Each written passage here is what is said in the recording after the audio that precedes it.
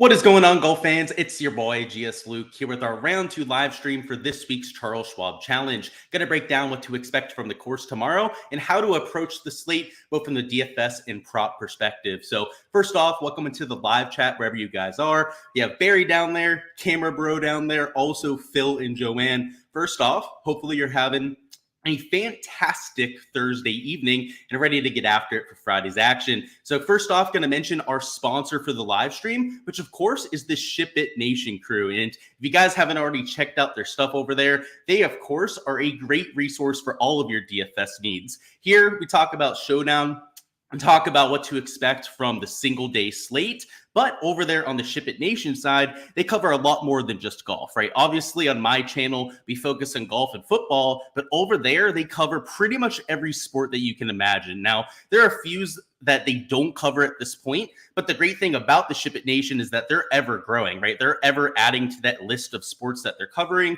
They're adding talent to the team pretty much nonstop. And with the addition of the Shiptimizer that they added over the last month for members to use, and that I've looked at myself as somebody that has access to their tools now, it's an absolutely great site to join. So obviously a lot of you guys are already familiar with what to expect from the Ship It Nation, but the code on there, it's worth noting that has changed. So the code is Luke10. I am still trying to get the correct graphic out here. So just again, that discount code for the discount on membership is Luke10, not Luke15. So keep that in mind if you're taking a look at that. But let's start it off with a look at the weather, which honestly is going to be the huge talking point tomorrow. If we get this windstorm that they're expecting, which is going to have upwards of 30-mile-an-hour wind gusts, at least for a little bit out there tomorrow morning, this is going to be an extremely difficult golf course. This afternoon, right, it wasn't as gusty, but you had about 10, maybe 15 miles an hour of sustained wind, and it played significantly harder this afternoon. In fact, those AM wave players that I told you might get an advantage, I didn't think we're going to see a whole stroke advantage out here for Thursday, but you can see it was about a 0.9 shot advantage between the two waves. That was more than I was expecting. And of course, right, I was an advocate for some of those AM wave players. But when we take a look at this forecast for Friday, kind of looks like we're getting that double whammy, right? Early on, the wind gusts are higher than what we have later on. And though the sustained winds kind of go up as the day goes on, those wind gusts actually get calmer, right? They go from 25 to maybe even 31 miles an hour, down to closer to 15 to 16 miles an hour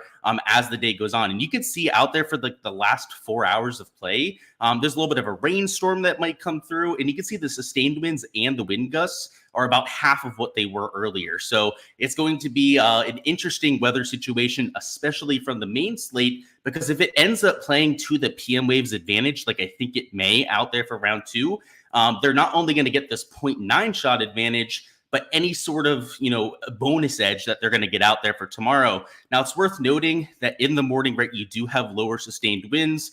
You're also going to have slightly more receptive conditions as the course is going to bake out a little bit as the day goes on. I mean, look at the temperatures, right? It's going to get to 90 degrees in the afternoon. So I don't think it's going to be some massive edge that we have between the two waves. But what I do think we're going to get here is maybe a 0.3, 0.4 shot advantage. And what you see in a lot of the ownership trends out here for round 2 Showdown are guys favoring the morning players, right? I mean, just if you look at most slates out there on the PGA Tour, most of the time, right, we're just trying to target AM guys for Showdown, right? Like if we didn't look at a forecast, if you just went out there and started building Showdown lineups, you'd probably try and take some of the earlier starters, right? Maybe you mix in a few guys towards the top that are chalkier, but that's a lot of people's starting point. So if we're going to see anything that deviates from that strategy, then maybe you can even get some ownership leverage within that too. So I'm favoring the PM guys. I think those wind gusts are going to be extremely tricky early. And though it's going to get warmer as the day goes on and it'll bake out a little bit,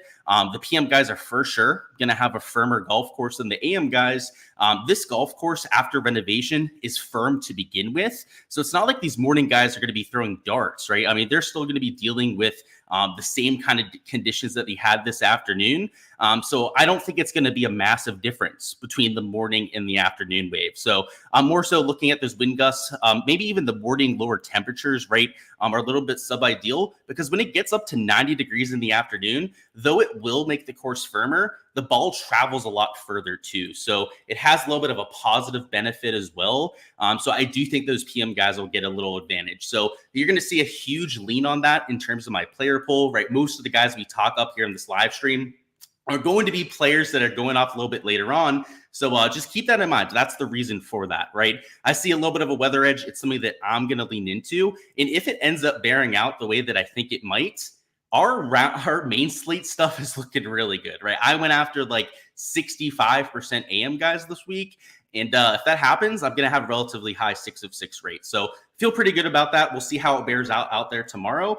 But from the showdown perspective, that is going to be reflected with my exposure for Friday's action. So first up, let's catch up on chat, and then let's talk some player pool stuff and what I'm looking for in players out there on Friday. You're in that Patreon. Sweet. That's good to hear.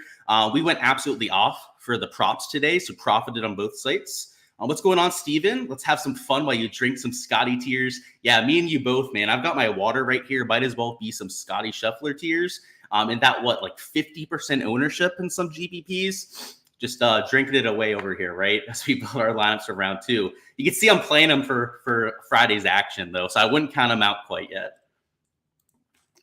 What's going on, Omar? Welcome on in. What's going on, Bart? I'm doing well this evening. I had a coffee about a few hours ago. I'm ready to build some lineups afterwards. I haven't had a chance to do so. Literally posted my projections and ownership about 7 minutes before we went live. In fact, I posted the stat averages and forecast out there on the prop side, I think like 3 minutes before we went live. So it's been a real busy evening, but I'm looking forward to it. We're going live earlier than usual, which is great, right? With the limited field this week. Ready to wind Thursday evening down. Absolutely agree with you on that one, especially after this live stream, right? Is when I can kind of decompress a little bit. What's going on? Will Homa come out of his coma tomorrow? Probably not. We're going to talk about him. I'm playing him for Showdown, but he's not making the cut. So, yeah, Max Homa, crazy day, huh? Sorry about the dog again. Toast to the four-legged friends. Appreciate that, Mr. Petrini. And, yeah, absolutely, right? Toast to all of them out there. Hug them tight and cherish them. So, do I have any pick 6 stuff? Yeah, so props. So, we're going to talk DFS next. That'll be for the next probably 20, maybe even 25 minutes.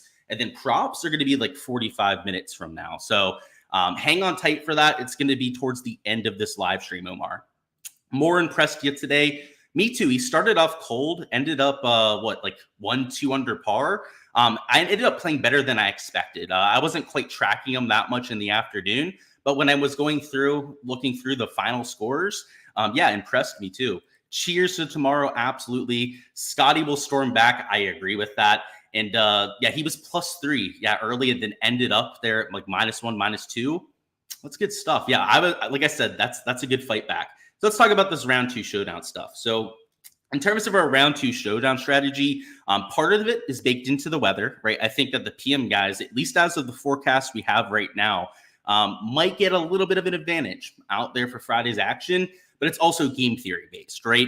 They've got to go out there, get some leverage to the field. And when you can combine that weather edge with some lineups that, have some lower owned players in them, that's how you can go out there and bink a GPP, right? So you don't want to be taking absolute slapdicks in your lineup, right? That's not what I'm telling you to do in terms of taking a game theory edge. What I'm saying is have 2-3 pivots in all of your lineups. So if you're going to start with a chalky player like a Scotty or even a Morikawa, who will have an even higher ownership than Scotty Scheffler, that's totally fine, right? Just get your leverage to the field, take them in 40, maybe even 50% of your lineups and get well over, right, that 2x mark. So that would be my recommendation with any of this chalk up top, because you're going to have other spots to get different, right? Sure, we're going to talk about Max Homa as a mega pivot option, right, up here at 10,400.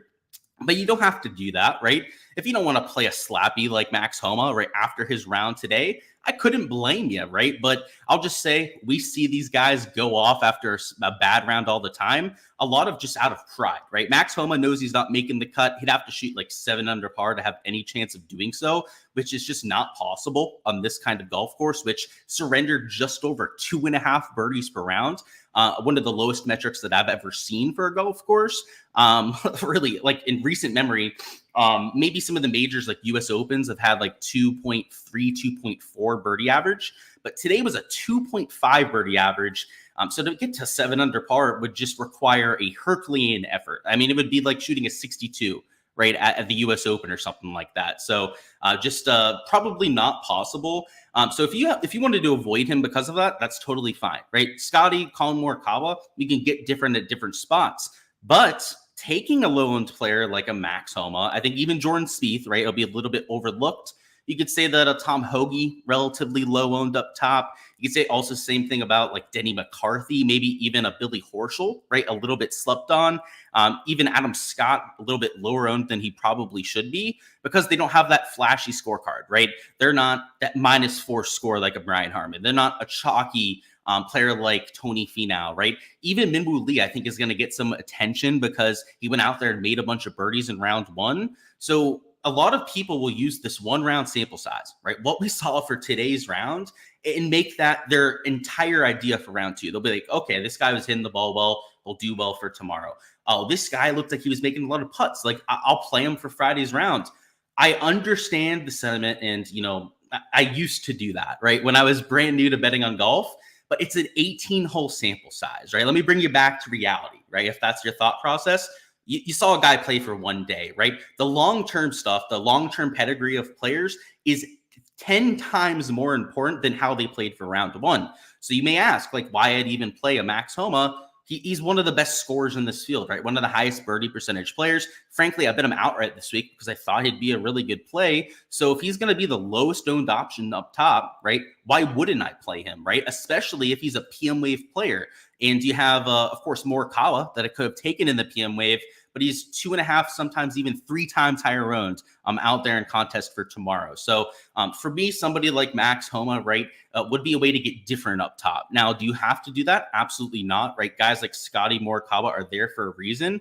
But there's utility in getting to those low-end guys too. It gives you more flexibility if you want to take some chalk in those mid to lower tiers. Also, if you're just going to take a lot of pivots, right, maybe not even eat some chalk down low, it gives you even more leverage to the field. So, round 2 showdown, right, lean into that weather edge whenever you can. And then on top of that, the game theory edge. Now, by game theory edge, right, like I said, you don't have to take pivots in all 6 spots, but 2 or 3, right, should be your target for every single lineup that you're entering, especially for large field GPPs.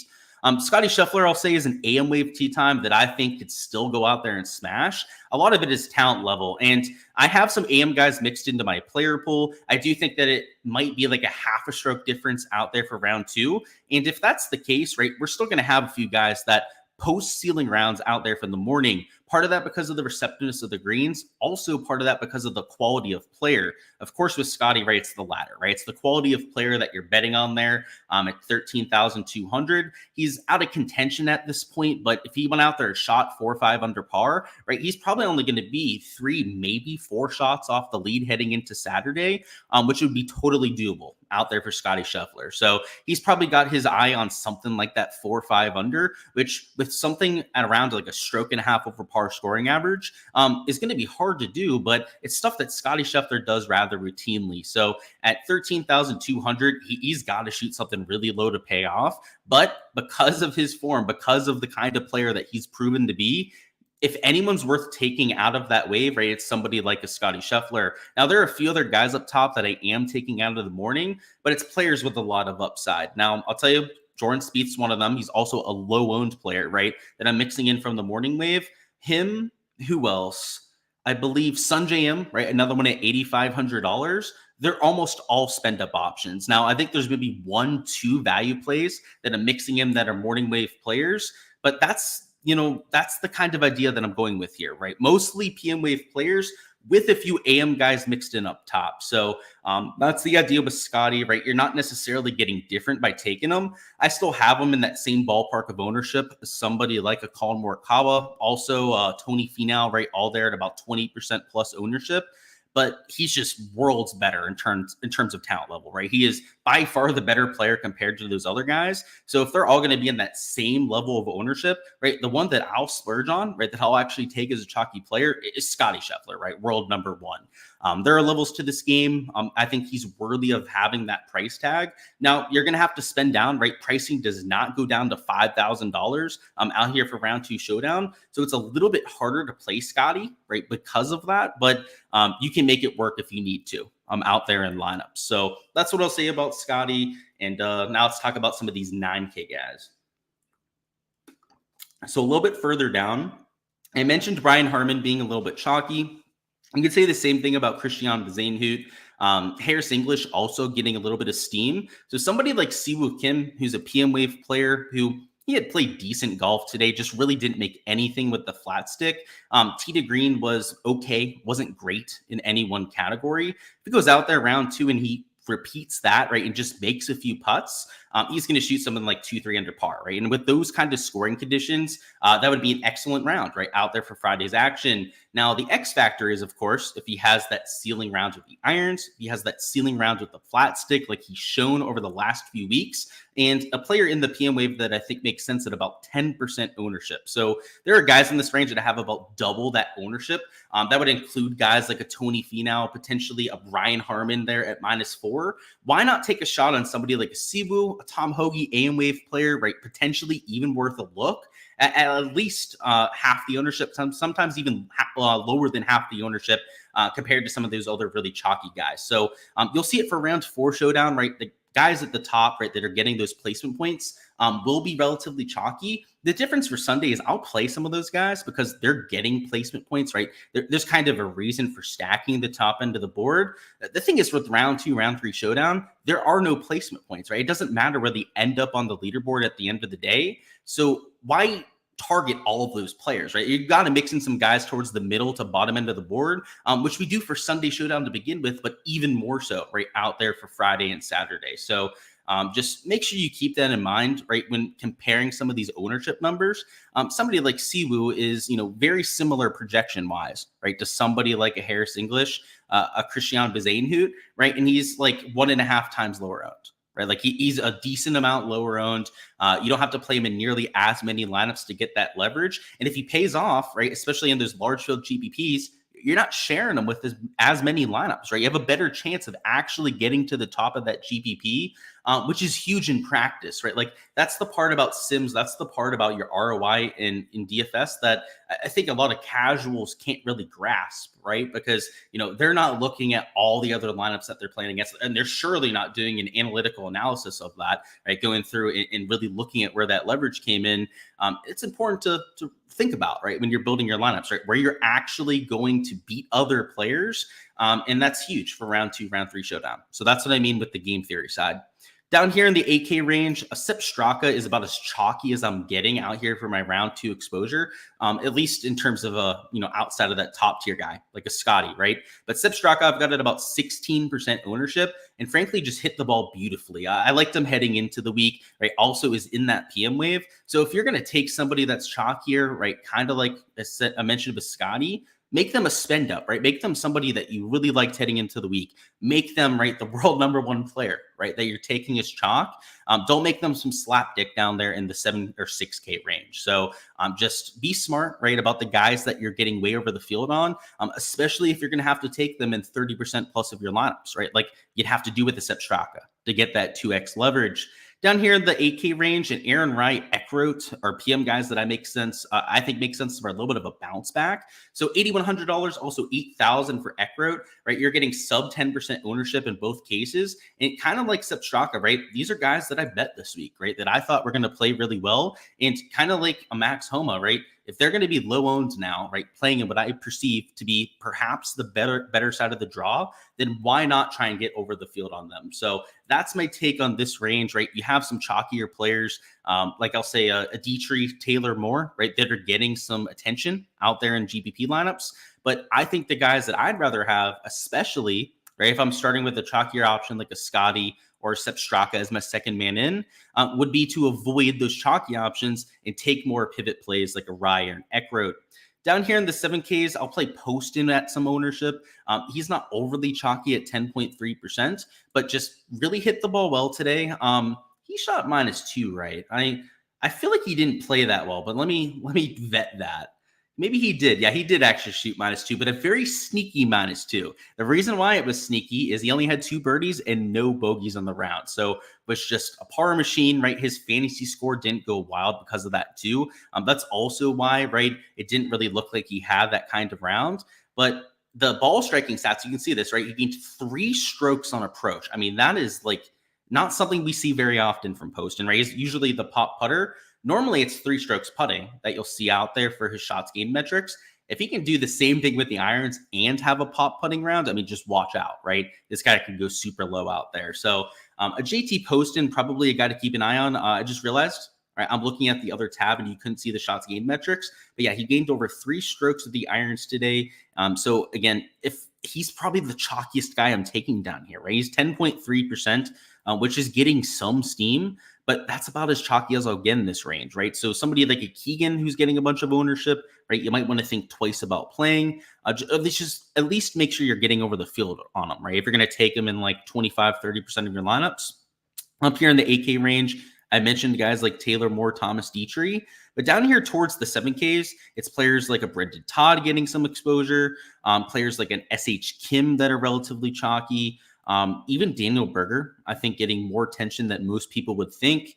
Players like a Ryan Fox getting a little bit of steam. It's all highly correlated to the round 1 score. So it's all very predictable. And if you need to get differentiation, let's say you took some chalk up there towards the top end of the board, or maybe not even chalk, right? Maybe some like medium-owned players, but you still need to get different with your last few spots. It's real easy to do, right? There are a bunch of PM Wave guys that make sense that are sub 5%. Examples: a Bo Hostler at $7,400, Andrew Novak at $7,200. I've got it about 3% projected ownership. And then Alejandro Tosti, $7,000. I've got it 3%. And then also Sam Ryder down here at $6,900. All of these guys are PM Wave players that you're going to get at sub 5%. So this is just a little bit of a taste for the kind of guys that I'd take, right, or consider out there for my lineups. But all these guys, right? I mean, some of them even played decent. Like Toasty shot -1. Guys like Novak, sure, +3, right? +3 for Ryder isn't that great. I still think they can bounce back, right? It's an 18-hole sample. I don't overreact to that kind of sample, right? And when you do that, a lot of times it pays off, right? With a super low-owned guy that goes off. But Toasty at low ownership, like that one just baffles me. Even Bo Hostler with a +2 round. Like, I know it's not the -2, right? +3 shots approach, right? That we had with JT Poston. But at the same time, Bo Hostler, right, he's the kind of guy who pops off for an 18-hole sample, right? We'll see him go out there, be first-round leader, at least get in contention for that quite often. We've seen him break showdown slates here in 2024 multiple times already. So at pretty much no ownership, like, I'll take a shot on that sort of player, right? Especially in the same state that he went to college, right? Very familiar with this agronomy. And I believe even is from the Dallas area. So 7,400, like, it's, we can go whatever narrative you want on the plays that you're going to take. Fundamentally, the kind of player you're getting with Bo is low owned, high upside, right? That's just the kind of player that Bo is. That's in the proper wave, right? That's what's important here, right? The low ownership, the proper wave, in the upside, right? You want to take guys that have a lot of firepower that can go out there and make a bunch of birdies, because that's what you need for fantasy score, right? To go out there and take home a showdown contest. So that's what I'll say about the slate. We can go over any questions that you have about specific players. But it's not so much, right, the guys that I pointed out here that's important. It's the thought process, right? It's my perspective and what I'm looking for, right, in certain players. Approach stats are great, like what we had with JT Poston. But some of these guys, like especially the guys that shot way over par, I mean, their stats are horrible. I mean, that's why they shot over par, right? I mean, let's just be super blatant about it, right? There's a reason why they shot over par, right? It's because they likely didn't have their best stuff. Some of those guys, you just got to put the blinders on, right? You just got to kind of suck it up, right? And play those sort of players, because it's only been one round, right? I mean, if we were on round 3 or 4 and we saw somebody losing on approach, like that would be a huge red flag. It's only been one day, right? You've got to, learn to forgive and forget a little bit when it comes to these players, especially for a round 2 showdown slate. So just no overreactions, right? If I'm going to play a Max Homa, right? He shot +8 in round 1, then really you could play anyone out there, right? Out there for your round 2 showdown lineups. Everyone's live, regardless of how they played. And it's more so about that long-term pedigree than anything. Let's catch up on chat, see what's going on. And then we're going to build a lineup together. And then potentially afterwards, I guess we'll go over any questions and then do some prop stuff.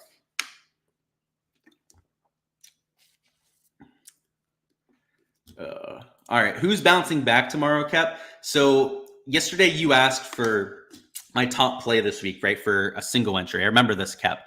And I told you Max Homa, and legitimately feel bad about that, right? If we're going to go for a bounce back and I'm going to take him as an option, if you're going to spend up, it's Max Homa, but just for a more conventional answer, like at this mid tier, it's Aaron Rye. And the reason why I say Aaron Rye is he started horribly. He was +2 through his first 9 holes. And then after that, went out there and shot like -5 for his last 9. So I would keep an eye out for that one.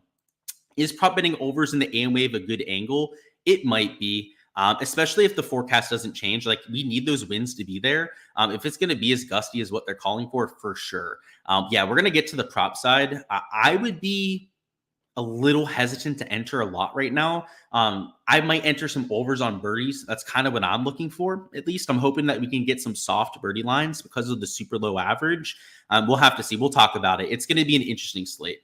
Yeah, dude, I'm just gonna ignore that guy. Paul says top 70 or equal to make the cut, looking like +1, +2. It's top 65 make the cut. Top 65 in ties. Let's go Robbie Sheldon, unless they changed it for the Charles Schwab. I don't believe they did. I know they did for the PGA Championship. Not sure about the Charles Schwab. Let's go Robbie Sheldon. Yeah, -3 round, huh? Yeah, I like that he withdrew. Didn't play him this week. Bye-bye 7% of lineup. So yeah, I guess it depends on your perspective there, Barry. For me, that was news. That was music to my ears, frankly, because I avoided him at this kind of tournament, just not really his kind of golf course, right? He's a power player, if anything, not very accurate off the tee. So I guess pour one out there, right? We got the Scotty Scheffler tiers in the water bottle here. I guess the Adam Schenk tiers too. Do I see the course playing harder tomorrow?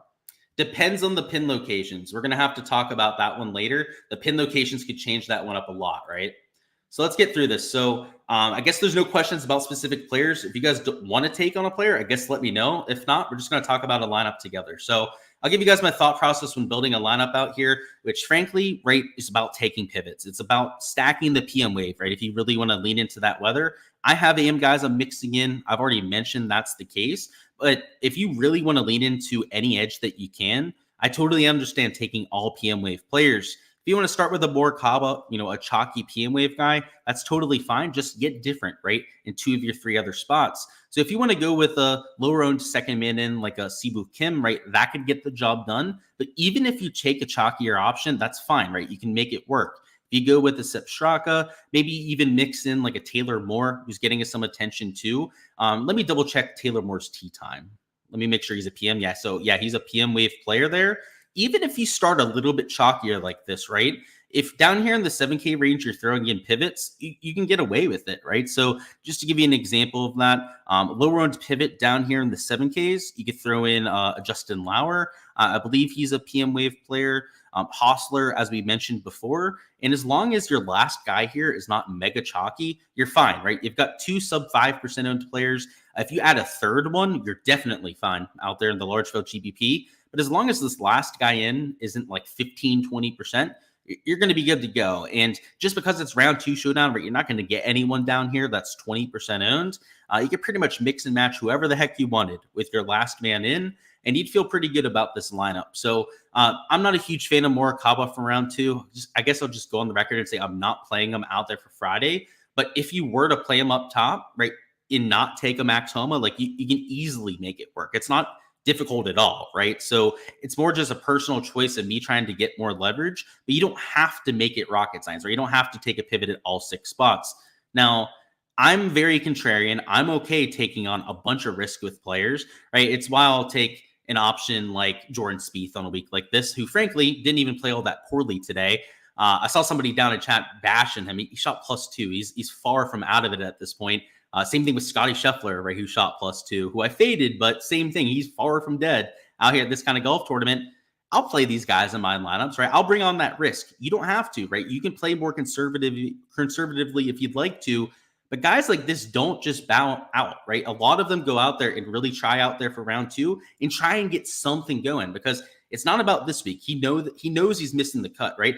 It's about building momentum going forward, and he has to play anyways, right? So you might as well go out there and try and put up a low score. Now, if he starts off like +1, +2, maybe he bitch quits a little bit, right? That's within the range of outcomes. But also a 4 or 5 under par round is also within the range of outcomes. So you just have to look at it with the upside, and I'll even start lineups there. So if I'm starting with a chalkier Max Homa, my second man in could be as chalky as I want. In fact, if I wanted to play a super popular Brian Harman, it's fine if I'm starting with a max home up top, right? If I'm starting with a pivot there.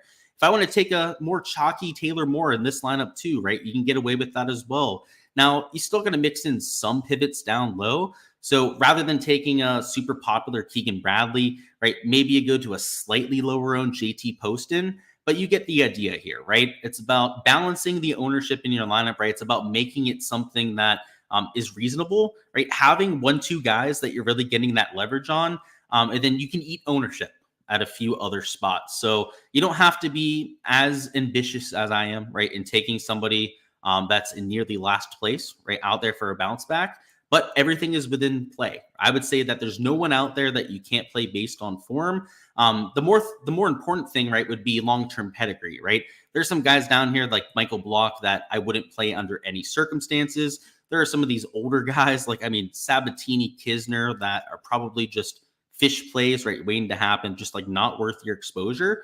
But from the guys that are $7,000 plus, all these guys are in play, right? Now, you can't play everyone, right? You're still going to have to pick your spots. But what I say that for, right, is to just not just cross somebody out because of form. Everyone's going to bounce back, right? I shouldn't say everyone, right? Everyone is capable of bouncing back out there. It's just trying to find the right ones to get into the lineup. They're not all going to bounce back, right? But a few of them are certainly going to do so. So that's what I'll say about lineup construction. If I was playing cash, I would only be playing PM guys. I would be worried about those AM Gus if I was going out there and trying to play a cash lineup. So that's, I guess, all I'll say, right? I would be mixing in a lot of PM guys from that perspective. But that's all I've got for DFS guys. Let's see.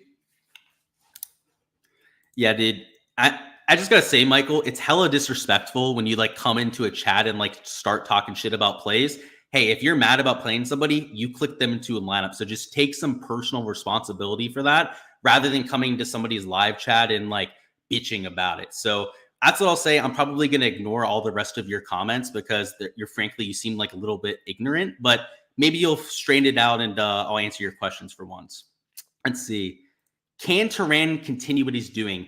Highly unlikely because of his form, but you never know, right? You've seen some crazy stuff happen. Now, it's not like he's long-term a bad player, but he's a very inconsistent player. He misses a lot more cuts than he makes on the PGA Tour, but he also has some top 10s, right? Particularly about 2 years ago, he had a few top 10s in a row. So he is capable of putting it together, but it's a very rare thing that when he does. The one thing I'll say is that he is capable of carrying form. Right, a lot of those top 10s, right, require you to have form for 4 straight days. So just, maybe he does it this week, right? He's done it before, so it's far from impossible. Let's see. Is there a chance that Duncan could make the cut and shoot a low one? I have no idea what he shot. I have no exposure to Duncan, so let me double check that for you. So Tyler Duncan shot +1. He's within the cut right now, so of course he can. So yeah, he's within the cut as is there at +1, so he can certainly make the cut. Is there a shot? Yeah, I already answered that. Obviously, dude. He's within the cut line as it is. So, all right, if you guys were just here for DFS, that is all I've got on that end. Smash the like button on the way out of here. And, of course, stop by for the rounds 3 and 4 live stream. So those will be going live just after the rounds end like today. So if you want that information for Saturday and Sunday, all right, make sure to stop on by for that. So best of luck out there with whatever you guys are doing. But we're going to hop into the prop side now. So that's all I've got for DFS. If you have any questions about fantasy, I'll still cover it right out there for Showdown. But that's it for the main bulk of content, right? Went over lineup construction, went over the weather, right? PM guys seem to be at an advantage, and then talked through a lot of plays that I liked as well. So again, if there's anything else that you need in terms of DFS fantasy, just let me know. But that's all I've got for that perspective. If you're just joining us, the weather is a huge talking point for props. And I've already mentioned that these pin locations are a huge factor. So let me go ahead and see if they've posted them over here on the PGA Tour site. So it doesn't look like they've posted the pin locations, likely because they're trying to figure out what the heck to do. This golf course is firm as ever living hell.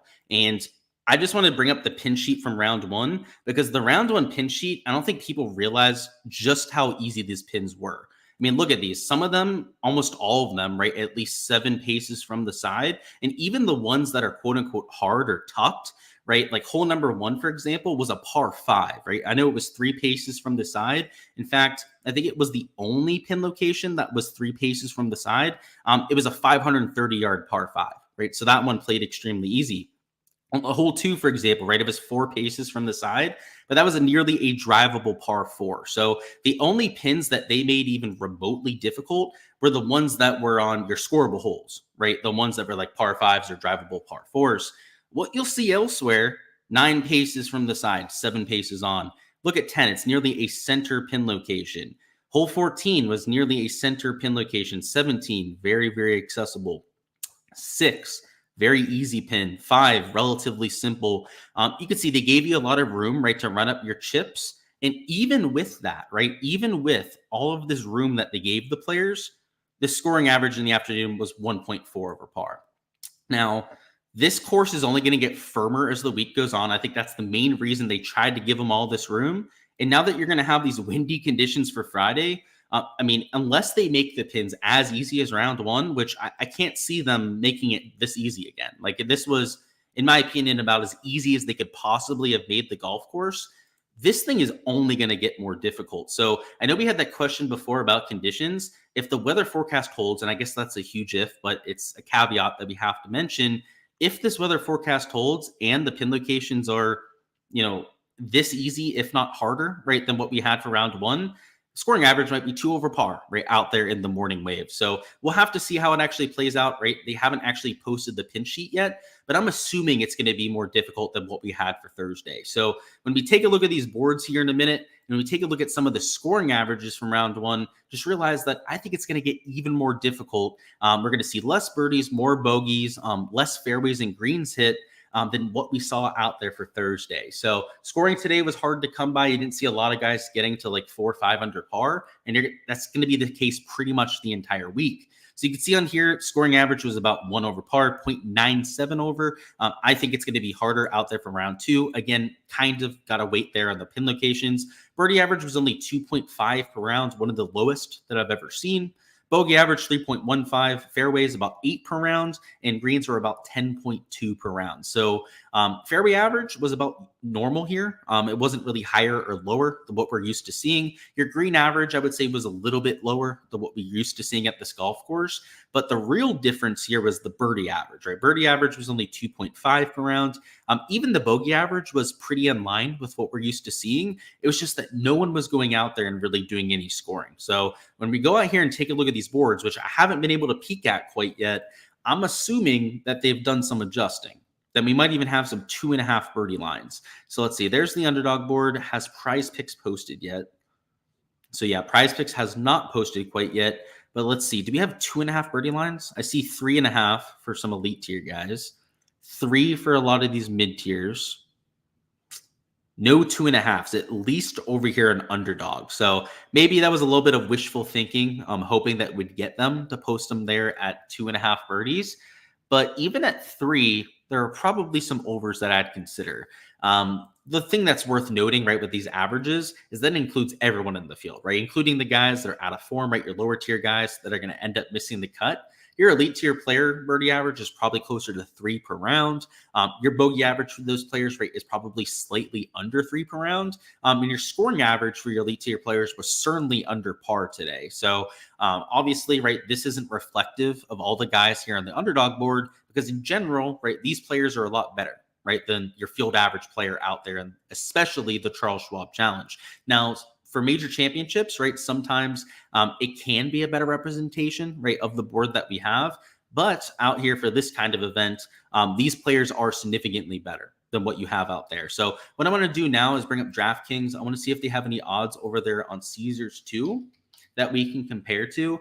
I'm assuming that we probably don't have odds to compare to, but sometimes they're real quick about it. So we'll check. We do have them on Draftkings, so we'll have that to compare to. And then if they have them posted, I'd imagine that Caesars does too. So let's check them out as well. So here's the Caesars board. They do have theirs posted.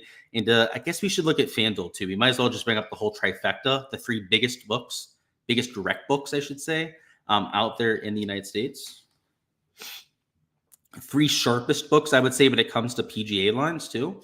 So yeah, they all have lines posted. So we'll be able to compare here.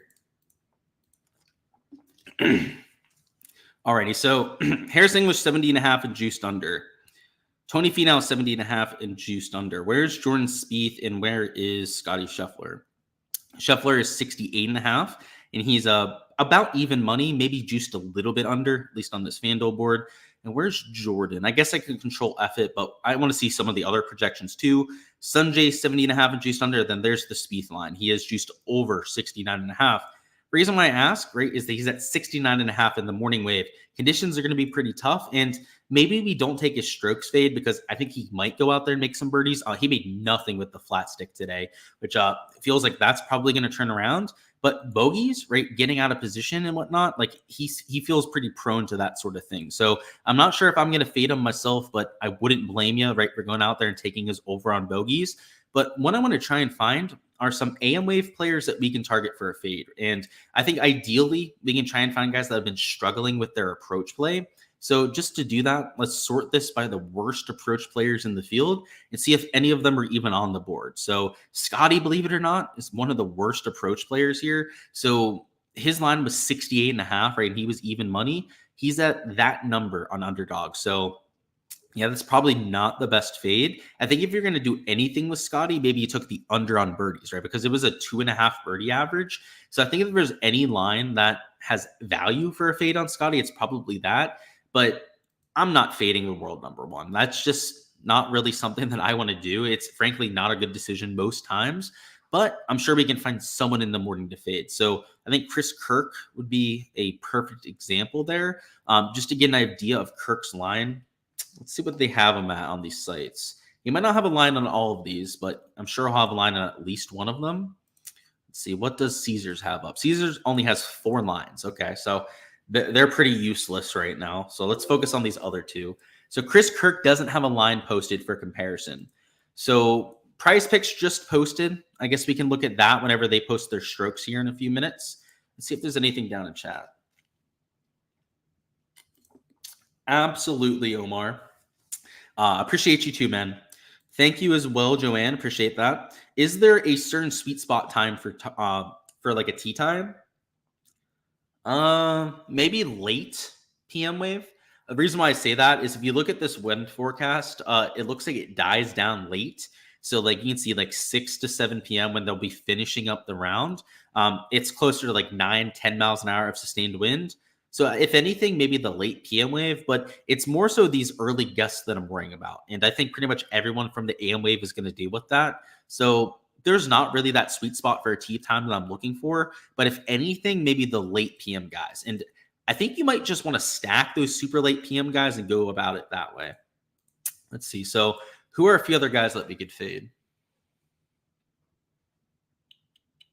Svensson, but I don't think he has a line. Who else? I don't think Hubbard has lines posted, at least on Underdog, doesn't have lines posted. Mitchell does. So Mitchell didn't have a good iron day, so potentially could take him for a fade. Bo Hostler, I don't think has lines, but if he did, he would be a good fade option. Believe it or not, Sanjay didn't play well with the irons. And then let's see who just like putted their ass off, right? And probably isn't going to back that up. Somebody like Fowler putted way above his baseline, but he did hit the ball well. So we had that going for him at least. Tony Finau could be an option for that, but he played beautifully elsewhere. So I'm not sure if he's really going to fall off all that much. Who else? I wouldn't say that these guys are putting their ass off, so maybe we don't look at that. Who did it all around the green that we could potentially fade? Morikawa, right? He could be a fade, but he's also a PM wave player, so don't really get that advantage there. Okay, so we have a few options to go through here. Let's see if we can find any lines. So Ricky's also a PM wave guy, so ideally, right, I want my fades in the morning. So Sanjay could be a potential option there. So Sanjay, they have it 70 strokes, and they don't have the strokes lines posted over there yet, but maybe he has something to compare to, and he does. You can see he's at 70.5 over here on the sports books. He is juiced under, though. So I think 70 is probably a pretty solid projection there. But let's see what they have him at on good old FanDuel. So FanDuel's in the same boat, right? They have him at that 70.5 mark. He's also juiced a little bit under. So I think that the 70 projection makes sense, at least when you compare to books. But depending on these pin locations, if the pins are going to be harder than round one, I mean, this thing could play a whole 2 strokes under over par. So he's probably the kind of projection that I would hold off on entering until I knew the pins were harder. But maybe we can find a bigger piece of value that will fire on right now, because I want to, right? I want to enter something here for the live stream. So 70.5 for a lot of these like mid to lower tier guys. Let's just look at the sports book lines and see if there's anyone juiced over. So you can see Griot here, right? He's juiced minus 160 over. So there are definitely going to be guys that we can take for fades. Let's just see who they have at those. So Jordan Spieth could be a fade. I hate to say it, like my heart wants to make me like not take Jordan Spieth fades, but the numbers, at least per the sports books, right, make a lot of sense. So we're gonna at least throw them in the shopping cart for right now. Maybe we actually take them out, but we'll see. So let's see who else could be fade. Poston, I don't think has lines posted. So we could look at Ricky. What was Ricky's strokes? Was Ricky at set? Well, he's a PM wave. I don't think the PM wave is going to play easy by any means. So maybe we could fade him there. But his approach play was pretty on point today. So let's actually look at Jordan's stats. I kind of want to circle back and look at that real quick. So let's sort this by score. Let's go down to +2 because that's what Jordan shot, I believe. Or yeah, Jordan Spieth. Or no, he shot +1 by the end of the round. Made it a little bit better. He gained on approach. So here's the issue with Jordan, right? He actually played well today. He gained in the 3 tee to green categories. It's why I'm playing him for Showdown. I'm not fading him, right? Like he could very easily bounce back here. I mean, he's just losing it all with the flat stick. Like, yeah. So this is why we go through the shots gained metrics. So there's so many PM guys posted. I wish they had more AM guys to choose from. So let's see who else is even AM. So AM would be a Tom Kim. We could look at, what is Tom Kim's line? Tom Kim's at even money, actually slightly juiced under out there at that line. So I would say a pretty fair projection. Who else do we have to choose from? Billy Horschel. Horschel feels like he's probably juiced over, huh? Yeah, actually, he's juiced under at 70.5. I don't know if I agree with that, but okay. I guess it's good to know at least. And then Keegan is at 70.5. See, he's probably juiced under. Like I understand that Keegan's a better player than Billy Horschel, but yeah, he's slightly juiced under there at 70.5. These sportsbook lines don't look that different than what we had for today, frankly, right? Maybe they're slightly higher. I don't know if they are looking at the same golf course that the rest of us are, right? It played really difficult this afternoon. If anything, I think it's going to play harder out there for round 2. Now, they haven't posted these pin locations yet, which you can see I'm just refreshing this like crazy over here. I'm trying to see it because if they're tucked, right, a lot more than what we had for today, book it. I mean, this thing is just going to play extremely difficult. So, I'm just waiting to see at this point. It looks like Prize Picks was trying to wait too. Let's see where they posted these things. Looks like a lot of similar type of lines. Yep. A lot of guys posted at the same exact projection, it looks like. If not even slightly lower on a few players. Down to 71.5, 72 for some of your scrubs. Now, Michael Block, 72.5 strokes this is a borderline nuke right here. So in fact, we're going to enter this before this bumps. There's zero chance that it stays at 72.5. I like the PM guys more than the AM, but so Michael Block is PM, so I guess that kind of takes away from the fade, but I'll still fade him at 72.5 all day. Like that's not even a question to me. Now the question is, right, what over on birdies am I going to take? Now I wish we knew the pin locations because I'm assuming that maybe they make a few holes easier, right? Like I think the birdie average is probably going to be around 2.5 again. So for an elite tier player like Homa to be at 3, or even like a Jordan Spieth to be at 3 birdies, feels like a little bit of a mistake, right? Jordan still made 2 birdies today, despite losing nearly 2.5 strokes putting. So maybe you could look for him for a bounce back. Now he's AM wave, which I kind of prefer these PM wave guys, if I'm being honest. So taking one of these two probably wouldn't be the worst idea. The reason why I guess I would lean towards Jordan would be the shots gained metrics, right? He gained in all 3 tee to green categories, just gave it all away with the flat stick. Whereas we go down here to Max Homa, he couldn't do anything, right? I mean, he lost in every category but approach. You can see he actually slightly gained out there with the shots gained approach. Maybe we pair him up with Jordan Spieth. So let's see if there's anyone better that we could take. I kind of like the idea of a Minwoo, right? Minwoo makes a lot of birdies and he's also a PM wave guy. And then they do have some guys posted at 2.5. So, and they have Tom Hoagie at 2.5. Hoagie's like a top. Okay, this is probably the slip. Yeah, this is going to be it. And there's actually a few other guys at 2.5 that I like here too.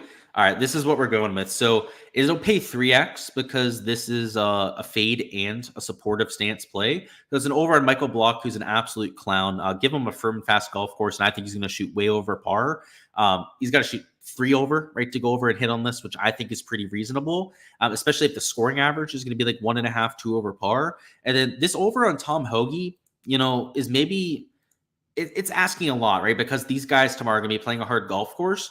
But if I think the birdie average, right, is going to be like 2.4, maybe 2.5, just to give you some perspective here, actually, let me just share my screen so I can show you guys this.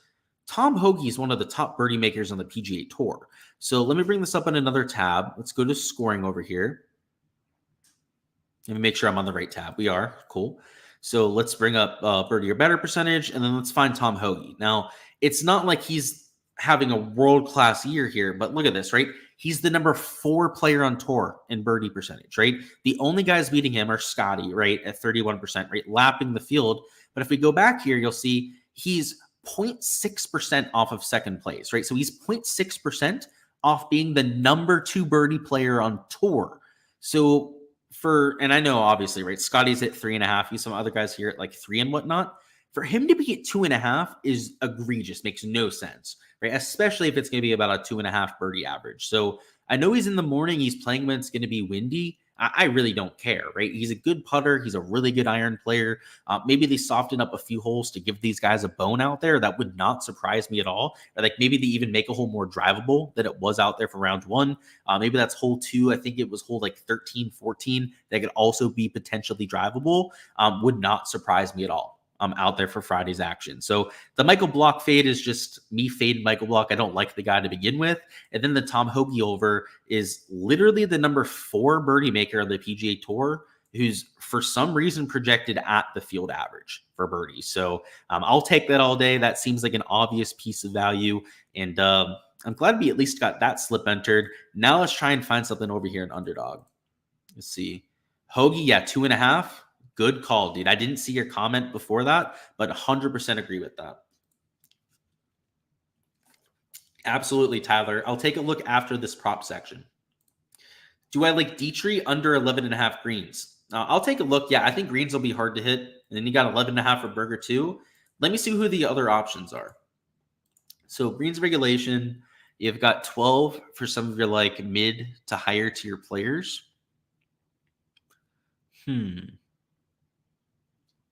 So if I was going to fade these, I think the morning guys would probably be my favorites.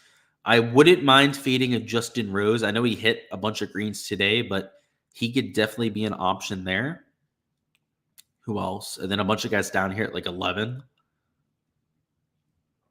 My favorite would actually be Justin Rose. So you wanted to know about like Daniel Berger. So Daniel Berger hits a lot of greens. So just to circle back on some of those stats for you, let's bring up just the normal stats page.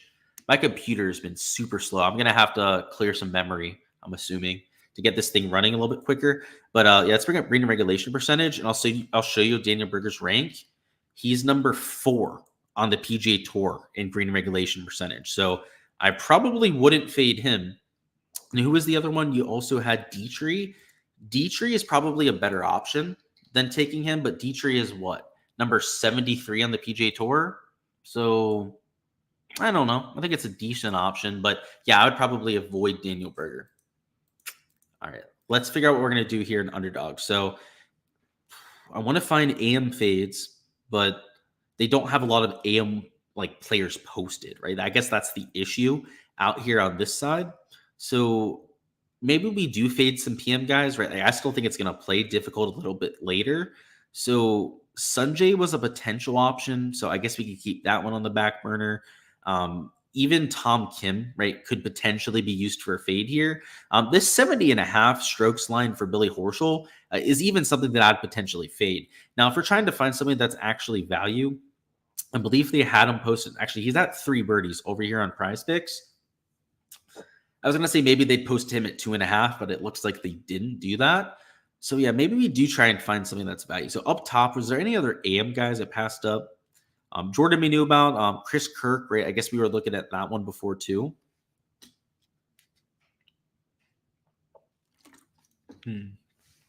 Yeah, so just a bummer. They only have like 6-7 guys posted that are going off early. And Jordan, I think, is showing a little bit of promise. So I'm not sure if he's the best fade.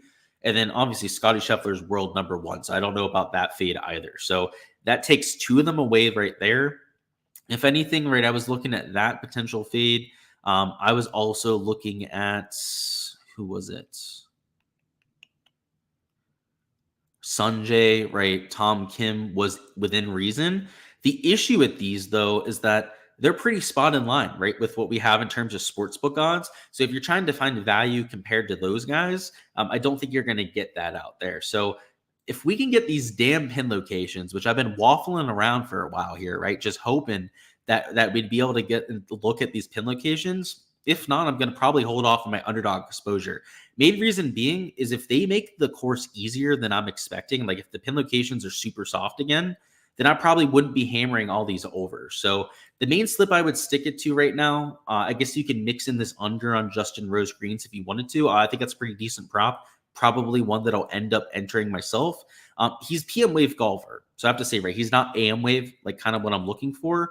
Was that strokes fade out here for Michael Block. And then I think the best prop that I've seen so far is this over on the Tom Hoagie, which, where is he? Did they take him off the board? Because I swore I didn't see him when I went through here. I might just be blind. Oh, there I am. I'm blind, which is always a thing that can happen. This is what I would go with for right now. Let me see. Let's bring up pick 6 here. I know we have some people down in chat that probably want me to bring this up. So for strokes, they have guys posted lower. That's for damn sure than what we have on these other sites. So this is probably the site to play most of your exposure. If you have access to all 3 of them, this is undoubtedly where I'd be spending most of my money. And what you can do here is find some overs on strokes. So just kind of eyeballing it, trying to find my favorites. Callum Turan is definitely a fade candidate. Robbie Sheldon is. Davis Riley is for sure a fade candidate. Who else? Martin Trainer for sure is a fade candidate. Zach Johnson, you name it, right? All of these guys would fit into this description. How many can you put in the slip? Is it at most 6 you can enter? So yeah, max of 6. Horschel isn't one that I was really eyeing. I'm more so trying to figure out when we have to try and put in an under, right? Because you have to do an over and an under in a slip to be eligible to actually enter it. I kind of want to fade this P Cootie, but which Cootie is it, right? So it's Parker Cootie that they have on the board here. So maybe we take Davis Riley out because he's a good course history guy, I believe. So let's throw Parker Cootie in there. Buckley, I kind of want to fade too. Oh my goodness. So maybe we take Zach Johnson out. He's won here before. And we fade Buckley. Okay, so I like those 5 fades a lot. And let's go over here to the birdies. I guess the added benefit would be to try to find AM Wave guys. So let me look at tee times real quick. So I'm on the other tab on my fantasy tab, just looking at tee times. Oh, come on. I know Callum Turan's in there somewhere. Yeah, so Callum Turan is an AM Wave tee time. We can keep him in the slip. Is Robbie Sheldon AM? I don't know all these slappies off the top of my head. I know the guys up top, but not these slappies. Let's see. Robbie Shelton is PM Wave. So maybe we take Robbie out and just try and stick it to the guys that I know are going to be playing a harder course. Let's see. Martin Laird. I hate that I have to check this person by person, but it's important, right, to try and find the best plays. So Martin Laird is PM. So maybe we take him out. Let's look at Parker Cootie. Parker Cootie is PM Wave 2. Okay, so maybe we take him out. So it's a good thing we checked this. That a lot of these guys are PM Wave. I believe Hayden Buckley is AM. Now, I don't think I have to check it because I'm like 99% sure I'm right, but let's check it just in case. Don't want to make any mistakes here on the stream. So yeah, so that's Haynes Springer. Yeah, Hayne Buckley is also PM Wave. Okay, I guess good thing we checked that. So we have Callum Turan that we could take as an AM Wave fade. Who can we mix in that is actually in the proper wave here? So let's see. Hisatune, is he in the proper wave? Goodness gracious. What are the odds of 4 out of the 5 of those all being PM Wave golfers? So Hisatune is certainly in play. Somebody that we could fade there. He's AM Wave. Who else? Zach Johnson. I know we were looking at him. Is he an early starter? Nope. He's PM Wave. Who else could be fade? I was looking at Coles and I was looking at Laird. Actually, I think we checked Laird. Let's look at Coles. Coles is AM, so Coles we can add to the list. Let's put him on there. I was looking at who else? Riley, right? We can check Riley, right? I know that he has the decent course history, but if he's AM Wave, maybe I'll still fade him. So he's PM, so good thing we checked that. Already checked Shelton. Who else? So 68.5, we could go a little bit lower. Potentially throw in the Sanjay fade, right? I even thought about fading them at 70 strokes, right? Let alone there at 68.5.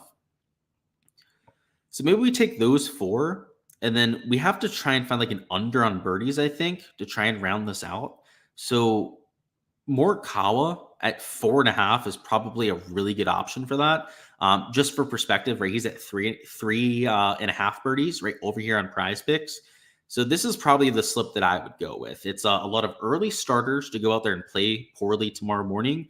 And then Morikawa, who is a PM Wave player, under 4.5 birdies. Now, if you wanted to make this all AM Wave guys, right, just to kind of get it over with, right, around midday, you could find an under for a guy here at 3.5. So just going through this list, they have a lot of slappies on here, right, posted at 3.5 birdies. So just try and find an early starter, right? Maybe it's even Ben Coles. You go here and just take for like an under on birdies instead. This kind of slip would work as well, right? If you wanted to go out there and do that. So there's a bunch of different ways you could go about this, but I think that the site that has the best fade value right now is undoubtedly Pick 6, right? Even if they put easy pin locations, these would be absolute money. The reason why I want to wait on Underdog is, I mean, if we get those tough pins, right, even overs at the 70.5 lines would make sense, right? Let alone the lines they're out here in Pick 6, right? Like Harris English, for example, right, was at 70.5 strokes. He's at 68.5, right, over here in Pick 6. That's why I say regardless of pin locations, right, the fade value is going to be here on the Pick 6 side. So let me see if they've posted these pins. They usually have them out by now. Look at that. They were posted 1 minute ago. Let's see what we're working with. And just based on what I've seen already, they look super easy. They look like they're set up to just like they were today, frankly. You locked it in quick just in case. I got you. Rio over. So what is his line? That's a good call because he's an early tee time, right? He's playing with Jordan Spieth. So, yep. I can mix him in too. I agree with that. Yep, they finally came out. Let's go. So let's take a look at those. So hole 1, super easy pin. It's a par 5, short par 5. It's reachable. Easiest pin that you can get in that hole. Hole 2 is that short par 4. They might move it up and make it drivable. I guess you never know. But either way, this pin location is easier than day number 1. Hole 3, that doesn't look that bad. Right, 4 is a decent far away from that left side. Right, so even if you miss it to the left, it's not an impossible up and down. 5 looks kind of tricky, actually. 6 and 7, even 8 look pretty tricky too. Heck, even 9 looks. Look at 11. I mean, so there are some easier pins. The ones that look easier, right? 1 and 2. Those are the ones that stood out immediately. Hole 10's also a par 5, I believe. Let me double check that. I don't know this course as well as some of the other ones. So no, not 10, it's 11. That's the par 5. Good thing I checked that. 11, that's why it's only 3 paces from the side, right? It's a par 5. It's a long par 5 at nearly actually 630 yards out there. But all these other pins, like 13's a harder hole, like all the super hard ones, look like they're softened up quite a bit. Like 14, right, is very far from the edges. 15 here, right, isn't tucked all that much either. Like even 16, you have a lot of room there as well. So I don't know. It looks like we did today, right? We already looked at the round one sheet, right, to kind of show you why it played maybe a little bit easier. They're doing the same thing out here, right? They see this weather forecast. They're not stupid. They know that these guys are going to be struggling in those early wind gusts, and they don't want them to shoot like 4 over par, right? Because if they did, they'd have a hard time even finishing the round out there on Friday. So what they do, right, is that they give the players a little bit of an easier setup to account for those weather conditions. So I think that's kind of what we saw today, and frankly, probably what we're going to see again. And that makes me feel really, really, really good about this over on Tom Hoagie birdies. In fact, that birdie average, I think, might even go up compared to what we had for today. And I know that's hard to say, right? Or even hard to imagine, right? With all those wins that we're expecting, but you're still going to have downwind holes, right? Like the bogey average is for sure going to go up. I agree with that, right? Even with the pin setup, but this birdie average, I think, stays the same. If not, maybe slightly goes up with how easy holes 1 and 2 are going to be. So I'm kind of glad to see that, right? Especially for that Tom Hoagie exposure. And this is the only slip that I've entered to this point. So I feel pretty good about that. And then Michael Block 72.5, I'll just fade all day. Which, speaking of, I think he shot like +1 or +2 today, right? So he had like probably the best round that he could have possibly had. And let's see. So yeah, he shot +2. So he shot 72, and this is probably as good as it'll get for him. And you can see he gained, right, strokes putting. If he goes out there and he can't gain over stroke putting, I mean, he would go over, right, even if he plays this well. But hitting 10 greens for Michael Block is probably his ceiling, right? He's probably going to hit closer to 7 or 8 most rounds. Heck, even this 8 fairways hit is probably a little bit high for him.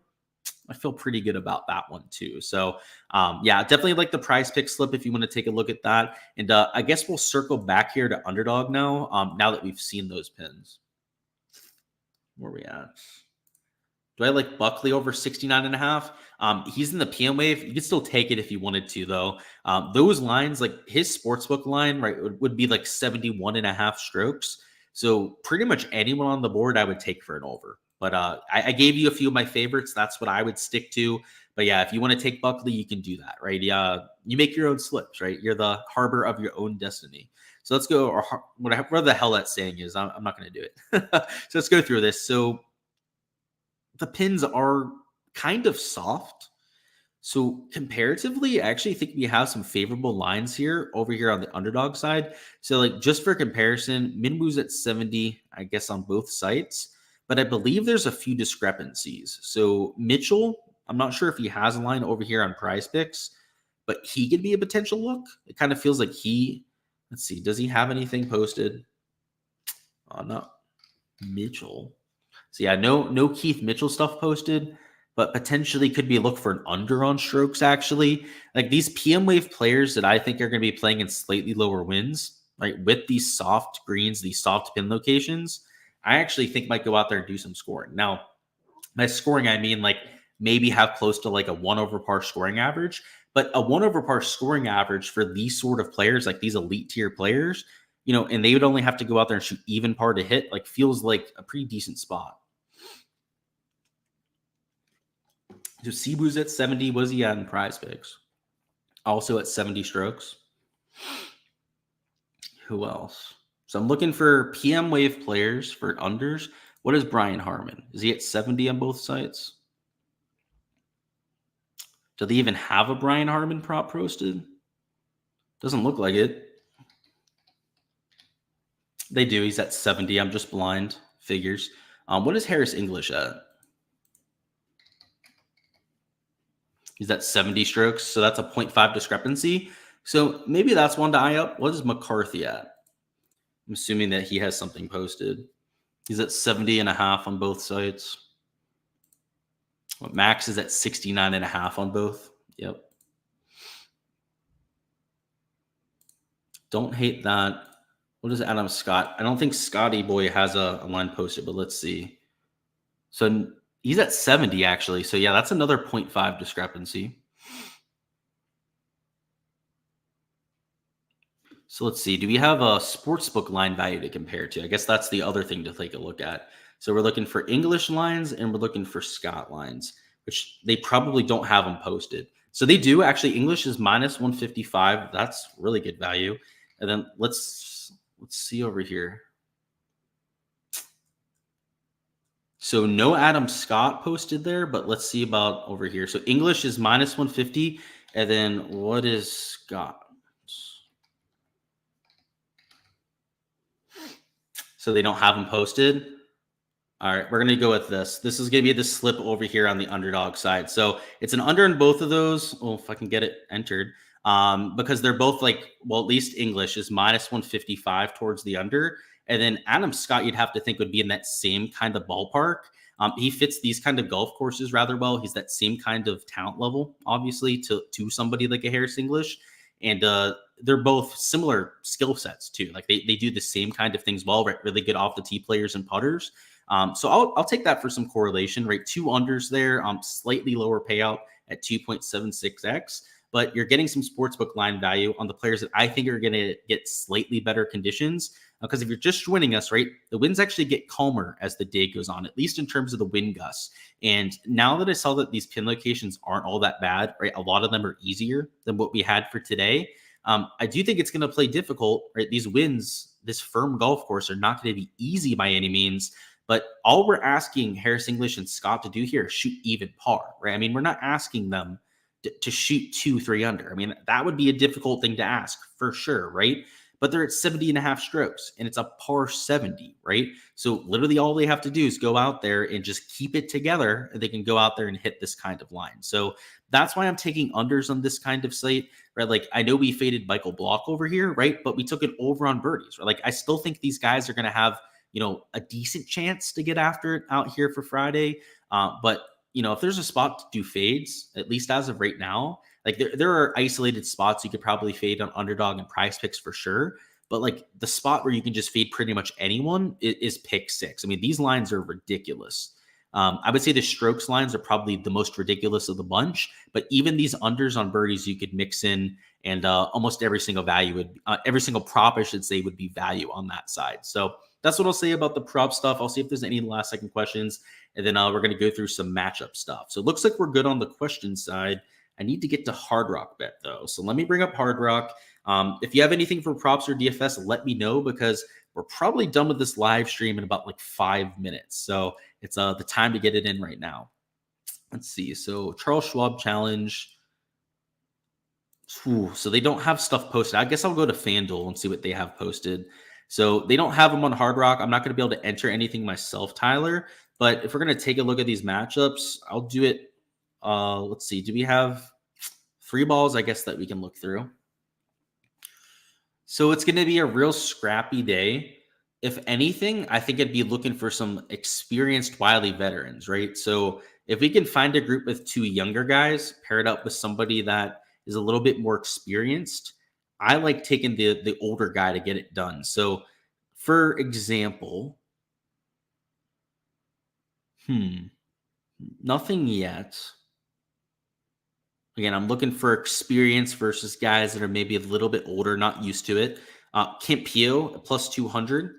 This would be one that I'd be highly considering because he's from the DP World Tour. Now, I think McIntyre's got a shot too, but Campillo at plus 200 is on that same sort of level as McIntyre. So I would probably say him.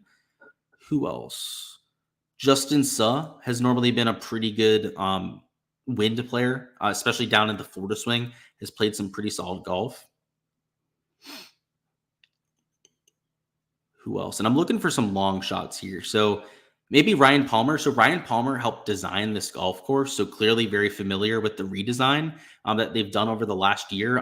He helped Gil Hunts go out there and make some of the changes. So probably these 3, right? 3 guys I would say that are pretty good wind players. You got a DP World Tour guy that plays in those conditions all the time. Justin Suh, who some of his best finishes have been at windy golf tournaments. And then Ryan Palmer, same thing, right? Old experienced player, right? Had a hand in the redesign of this golf course. I wouldn't parlay them, right? So that's not what I'm saying to do here, but these would probably be some matchups that I'd be looking at.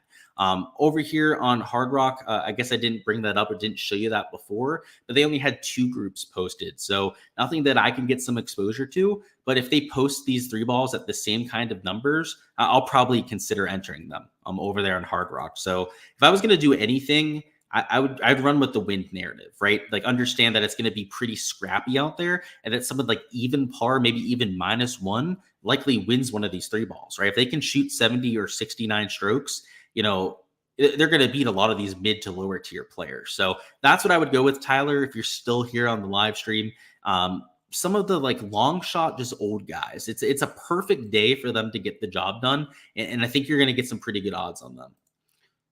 Do I like Spieth versus Sanjay or Hoagie versus Keegan?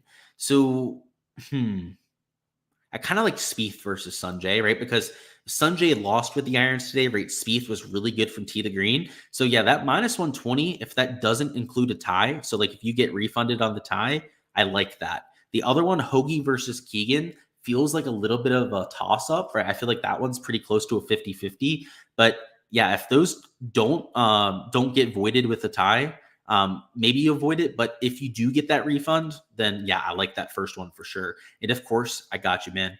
That's all I've got for this live stream, though, guys. I'm going to go ahead, hopping out of here, build my lineups out there for tomorrow, and decompress a little bit out there before Friday's action. So hopefully I feel a little bit more prepared for all of your exposure tomorrow, whether it's for props, DFS, you guys name it. Just trying to be helpful, and hopefully you guys can go out there and take advantage. So first off, smash that like button if you haven't already. The only thing I ask from you guys. And of course, subscribe to the channel so you guys don't miss any of the content for Saturday and Sunday. For rounds 3 and 4, I'll be doing the same thing. So keep an eye out on my Twitter for a start time for those, because usually about a half an hour to maybe an hour and a half after play is when we're going to be going live. So if you're subscribed, you'll get those notifications on YouTube. And of course, right, if you're following me on Twitter, you'll get those notifications there as well. So check it out, guys. Again, I appreciate the support here as per usual. Best of luck out there for your round 2 exposure, and let's crush it. Let's go out there, take home a GPP or two, and cash some prop slips.